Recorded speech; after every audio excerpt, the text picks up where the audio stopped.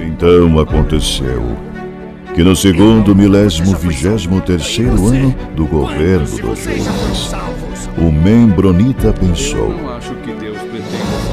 e estando a ponderar, sua mente se iluminou e pôde ver claramente. Pois em verdade vos digo, meus fiéis, que se dentre vós algum membronita, deste emana sabedoria e conhecimento, e a verdade vos libertará.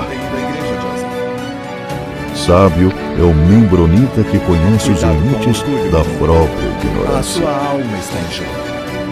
Decidi investigar melhor o assunto. E que depois de muito conhecimento adquirir, descobre que, por fim, nada sabe. O membro fiel. Saudações, membronitas! Eu sou o Ozzy e esse é o Membro Pod, seu canal de podcast de estudo da história da Igreja de Jesus Cristo dos Santos dos Últimos Dias. O massacre indígena, na verdade, ele é mais conhecido como a Batalha do Forte de Utah, né? Coloquei o nome ali, a Batalha Indígena, mais para poder remeter melhor ao que a gente vai falar hoje. Lembrando que essa batalha no Forte de Utah não é a Batalha de Utah, né? Então a gente comentou aí nos episódios anteriores, que vamos falar sobre os conflitos Mormon. Eu falei que teve 3 guerras importantes entre os Mormons e o restante da população. E o terceiro, né? Então a gente falou sobre, o primeiro era Missouri, o segundo Illinois e o terceiro é em Utah. Não é essa aqui ainda, tá? Essa aqui é em 1850. A Guerra de Utah aconteceu mais pra frente. Vamos pegar as informações básicas aqui da Wikipédia.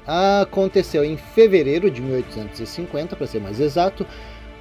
Os envolvidos foram os Mormons contra os índios Timpânogos. O tipo de ataque foi assassinato em massa. As armas usadas foram, enfim, armas de fogo e canhões. Mortes. As mortes estimadas é entre 40 e 100 homens mortos, 1 ou 2 mulheres mortas, não sei como é que eles fazem esses cálculos. Tá mostrando aqui responsável pelo ataque é Brigham Young, tá dizendo então, ataque feito pela milícia Mormon sob ordens de Brigham Young, e motivação seria uma retaliação pelo roubo de gado. Vamos à história então. A batalha no Forte Utah, que também é conhecido como o Massacre do Rio Provo, foi um ataque violento que aconteceu em 1850, no qual 90 milicianos mormons cercaram um acampamento de famílias indígenas da tribo Timpânogos no Rio Provo, nessa manhã de inverno. Então, sitiaram a tribo ali por 2 dias e atiraram entre 40 e 100 nativos americanos. Teve uma mulher nesse grupo de indígenas que foi morta e um dos milicianos, então, né, entre 40 e 100 índios foram mortos e um mormon foi morto. Um grupo de indígenas conseguiu fugir durante a noite, escapou, né, se separaram em 2 grupos, né, um correu para o sul e outro correu para o leste, mas ambos os grupos foram capturados e depois foram executados.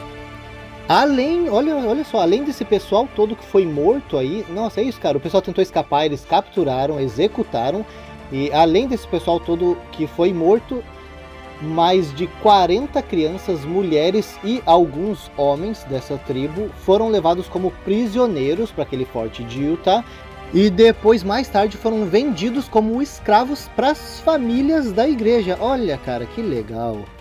Não para por aí não. Os corpos de aproximadamente 50 índios foi decapitado, arrancaram a cabeça dos corpos.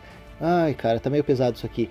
E levaram as suas cabeças para ficarem expostas no forte de Utah como aviso para aquelas mulheres e crianças que estavam presas lá, né? Tipo, ó, não foge, olha aqui, olha essas cabeças aqui. Cara, esses caras são mormons, o povo escolhido de Deus.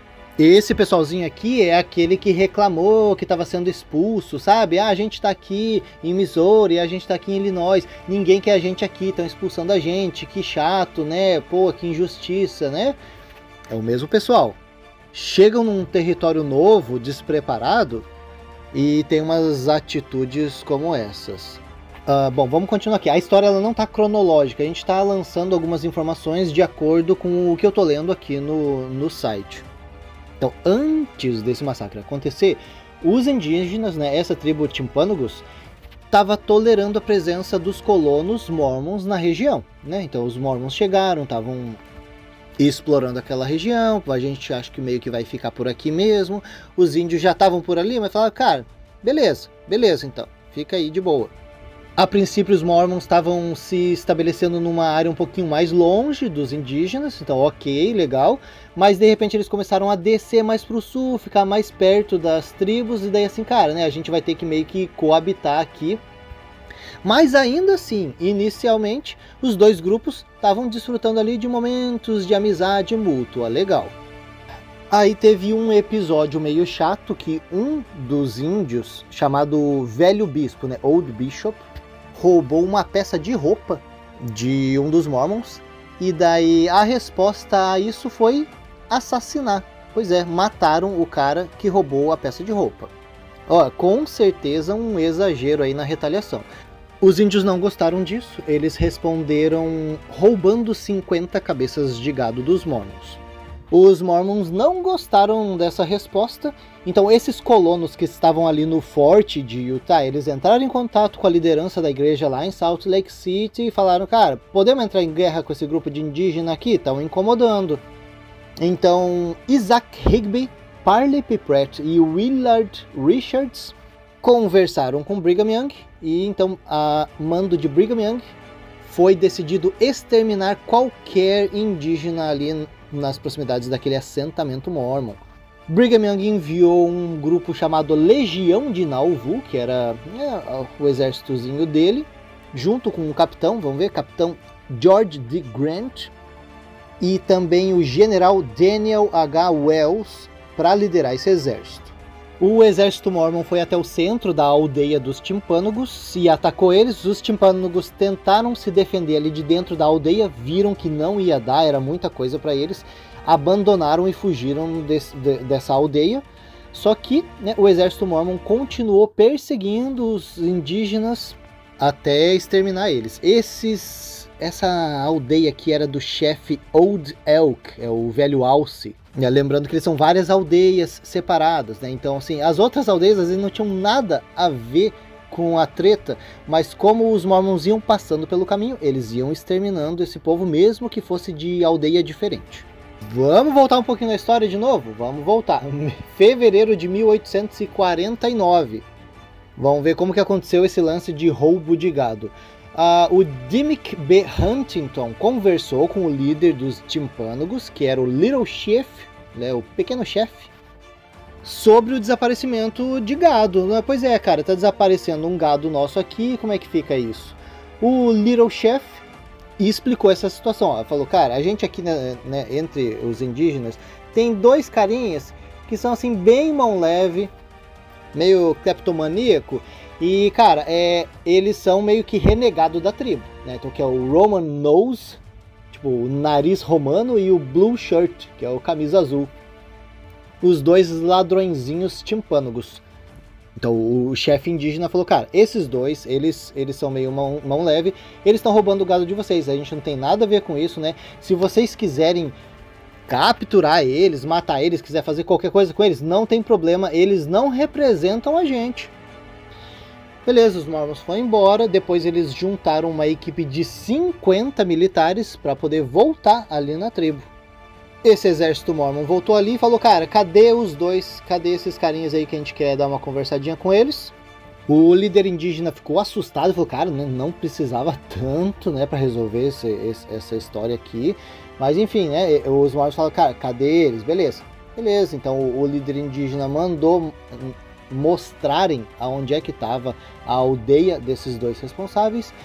Um dos filhos do chefe indígena acompanhou os mormons até o local, que era perto de Creek Canyon. O exército mormon cercou aquela aldeia e exigiu que eles mostrassem onde estavam os dois carinhas responsáveis.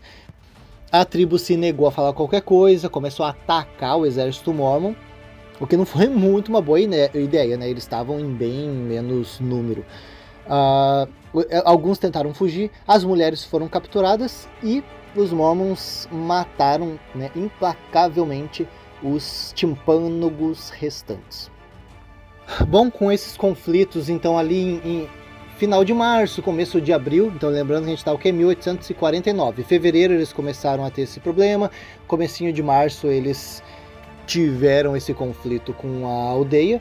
Então, finalzinho de março, começo de abril, o que a igreja fez? Então, Brigham Young designou 30 famílias para se estabelecerem ali na região, para fortalecer mais aquela região, vamos ver quem que era o líder, John Higby, e um tradutor, Dimmick B. Huntington, é o carinha que conseguia falar com os indígenas. E então eles começaram a construção do forte de Utah. Os timpânogos que moravam ali viram isso como uma invasão do seu território, né? Era uma terra sagrada para eles. Então aquele convívio ok que estava tendo no início já tinha acabado.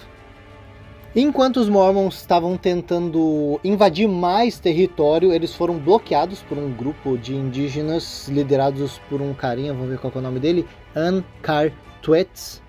Então depois eles tentaram entrar em contato. O Huntington, que falava, né, conseguia se comunicar ali com os indígenas, ele foi e se encontrou com o líder dos timpânogos, que aí no momento se chamava Black Elk, né, o alce negro. Basicamente tentar fazer um acordo, né? Vamos fazer um acordo aqui, vamos conversar? Chegaram então numa conclusão. Os timpânogos ficaram ok e falaram, beleza, a gente vai consentir com que os Mormons se estabeleçam aqui na região, tá? Mas assim, não expulsa a gente, não toma o nosso território e não retira os nossos direitos. Né? Basicamente, a gente não quer ser prejudicado com a presença de vocês aqui. Ok, vamos fazer esse acordo, beleza. Mas, mesmo assim, os Mormons continuaram construindo, eles finalizaram a construção daquele forte de Utah e colocaram um canhão para intimidar os timpânogos. Que acordo que é esse? Bom, deixa pra lá. O convívio entre os Mormons e os indígenas começou a ficar ok. Eles pescavam juntos, né? Era o mesmo território, pescavam juntos, jogavam juntos, né? Joguinho de carta, ok. O Brigham Young começou a desaprovar essa familiaridade. Cara, não fica muito em contato com eles, não. Não quero ver vocês muito próximos, nem fazer comércio com eles. Então o Parley P. Pratt chegou e estabeleceu essas regras e falou, cara, né, nada de joguinho, nada de muito tititi com os indígenas, beleza? Pois é, cara, pra você ver como é que os Mormons vão chegando no território que, né, então a gente vê, né, pois é, os Mormons foram expulsos daqui, expulsos dali, não foi legal, tal. Olha como é que eles vão chegando no território que eles querem dominar, né? O pessoal estava morando ali e eles já vão chegando, botando as regras deles e não querem muita conversa com o pessoal. Tudo bem, né? Acho que os indígenas também, eles roubaram os negócios ali e tal, não foi legal. Agora, vamos ver algumas coisas que também não estava legal pro lado dos indígenas. Por exemplo, aquele forte de Utah que os Mormons construíram, foi feito em cima de um terreno que era sagrado para os indígenas, porque eles faziam o festival anual do peixe, né? Todo ano eles faziam um festival ali. Pô, agora tem um forte aqui. E outra coisa, esse forte foi feito bem perto da principal vila dos indígenas, ali no Rio Provo. Tá certo isso? Os colonos mormons também cercaram basicamente muita parte do território com as pastagens deles. Então o que acontece? O gado dos mormons vinha ali, comia, pisoteava as sementes, né, os frutos, enfim, a plantação dos indígenas, o que já não estava legal. Olha só o tanto de coisa que eles estavam engolindo. E outra coisa assim das principais que prejudicaram os indígenas foi o jeito que os Mormons chegaram pescando ali. Pois é, o que os indígenas fazem? Pescam ali um peixinho, pescam outro peixinho. O que os Mormons chegaram fazendo?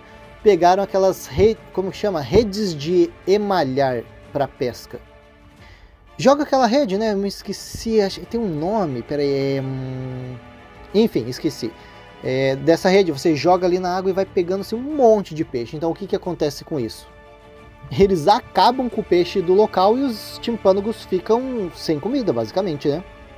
Então eles já não estão conseguindo plantar direito porque o gado dos Mormons está destruindo as plantações deles. Eles não conseguem pescar porque os Mormons chegam ali e fazem um arrastão com os peixes e não sobra nada para os indígenas. Então, por um período, os indígenas começaram a passar por uma fome intensa. E se não bastasse isso, a presença dos colonos mormons, mesmo que não intencionalmente, expôs a tribo ao sarampo. Eles trazem doenças de outros locais, doenças que o sistema imunológico dos indígenas não está acostumado, então começou a morrer em grande número indígenas por causa do sarampo que os mormons trouxeram ali. Pois é, cara, pelo que eu tô vendo aqui, eu tô lendo mais algumas coisas, os mormons não estavam sendo bons vizinhos aí. Eles chegaram na região e não estavam respeitando a regra do jogo. Então a gente viu que em abril eles fizeram aquele forte, começaram a ter um conflito, mas depois, beleza, os índios aceitaram, falaram, vamos botar uma regrinha aqui pelo menos, respeita um pouquinho a gente e tal. Não estavam respeitando muito não. Em agosto, 3 mormons abordaram um indígena, então esses mormons eram Rufus Stoddard, Richard Eve e Jerome Zabrinski. Abordaram um indígena que não era qualquer um não, era quem? Era o Old Bishop, o velho bispo. Porque eles queriam a camisa que ele estava usando. Pois é, ele não quis dar, então eles mataram o Old Bishop. Lembrando, pessoal, que isso aqui são tudo relatos, né? Como é que a gente vai saber dessas histórias? Tudo relatos de alguns registros que foram feitos. Em um outro registro, por exemplo, do Thomas Orr, ele escreveu que o que levou à morte do velho Bishop foi uma desavença sobre o gado. O que ele relata é que o Old Bishop tentou conversar com eles para fazer um acordo. O que ele falou? Cara, vamos fazer um acordo, então vocês não destroem a nossa caça selvagem, que a gente precisa dela para sobreviver, né? Tipo, precisamos de comida. E então o pessoal da nossa aldeia não vai ficar roubando o gado de vocês. Pode ser? Então, no relato desse Thomas Orr, diz que o velho Bishop, o Old Bishop, falei ao contrário, né? O Old Bishop, ou o velho bispo, descobriu esses homens ali caçando veados na região que ele falou, respeita aqui. E então ele expressou seu descontentamento, não sei como, e tá dizendo então que daí os homens o mataram. Encheram o corpo do Old Bishop com pedras e jogaram no rio Provo.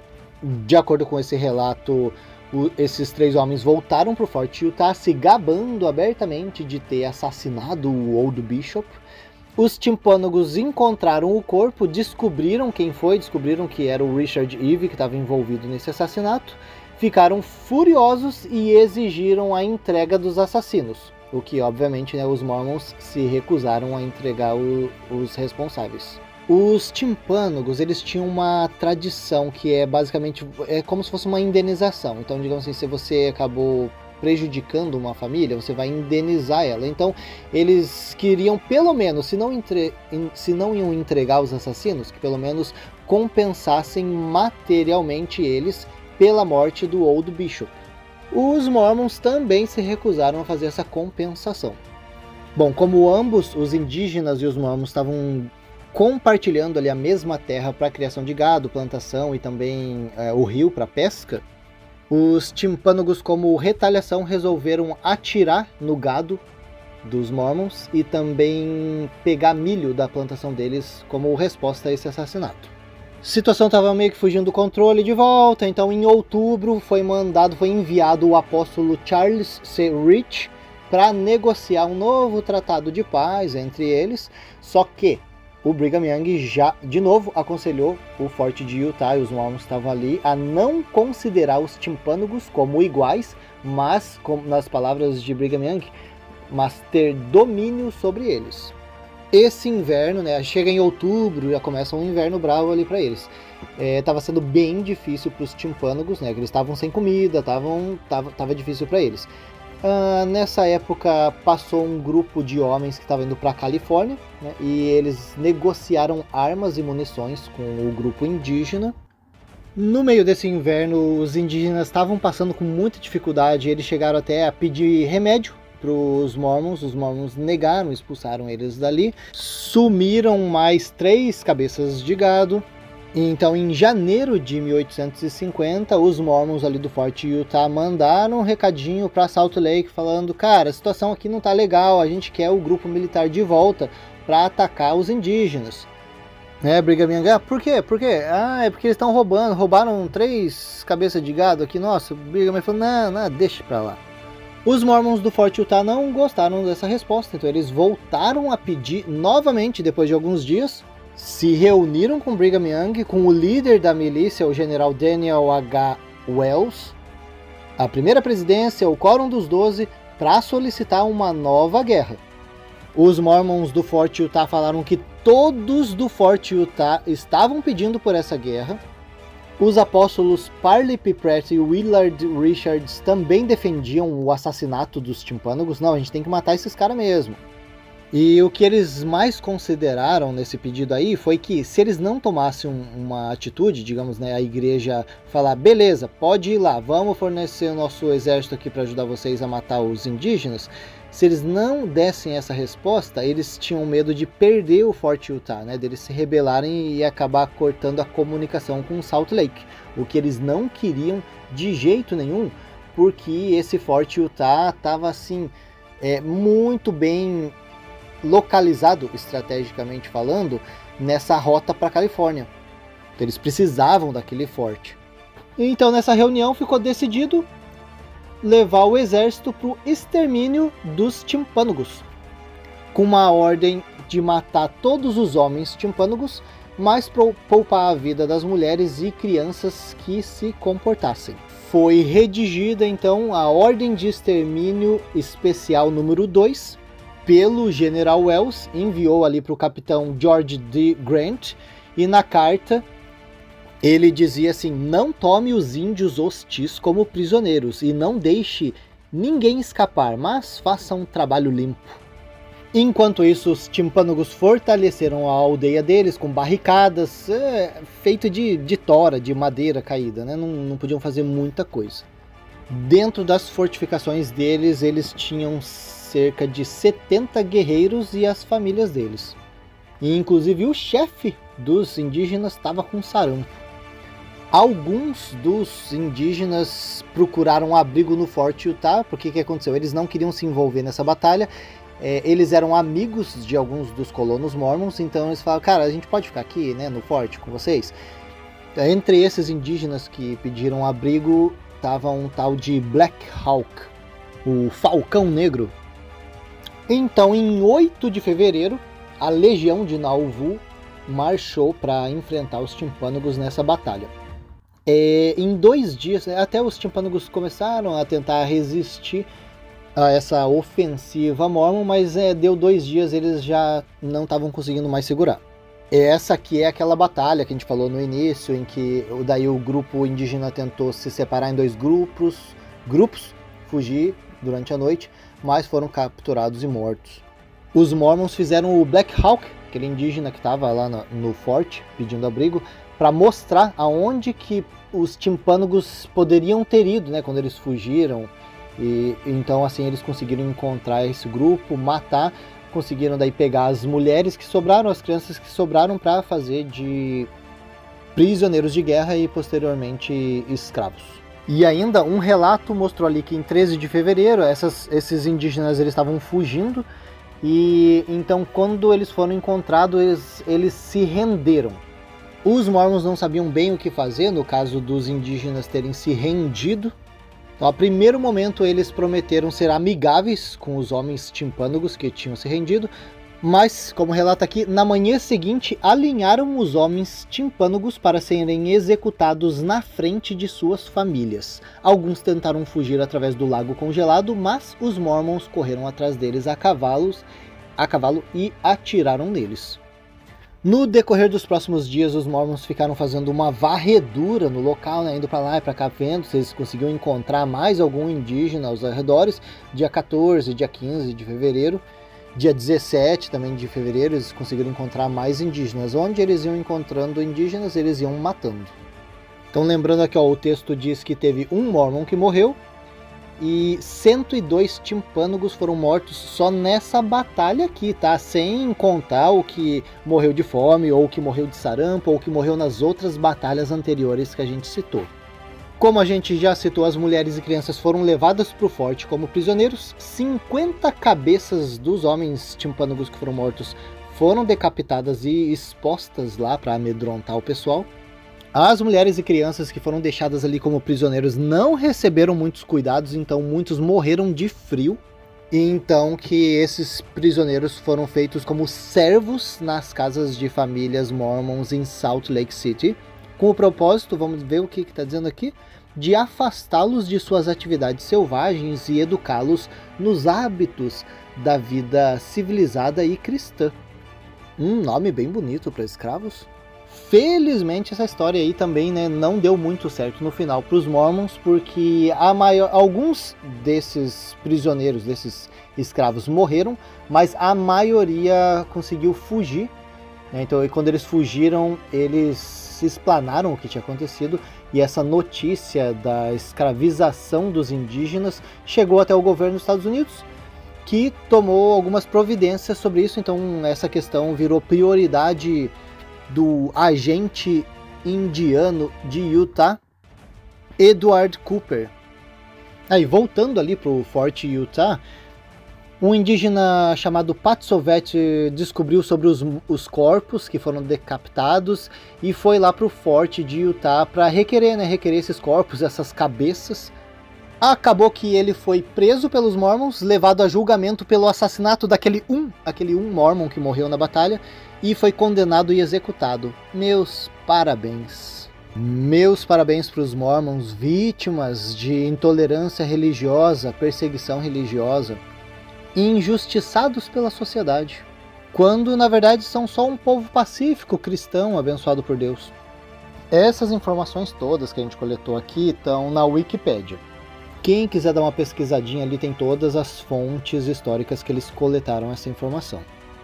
Eu fiquei curioso para ver o que a igreja fala sobre os timpânogos. Eu digitei essa palavra, né, timpânogos, no site oficial da igreja, e só apareceu uma citação ali no Livro Santos, né, o Livro Santos, volume 2, capítulo 8, página 124. Vamos ver a história contada pela igreja? Quase 4.000 santos tinham se estabelecido no vale e muitos deles ainda moravam em carroções e tendas. O quarto de Elisa proporcionava algum abrigo contra os ventos implacáveis, mesmo que o telhado vazasse quando chovia e nevava, né? Coitados dos mormons, né? Mas não oferecia nenhuma proteção contra as enfermidades e a fome. A escassez era um problema em toda parte. Os santos tinham que comer pouco se quisessem sobreviver ao inverno.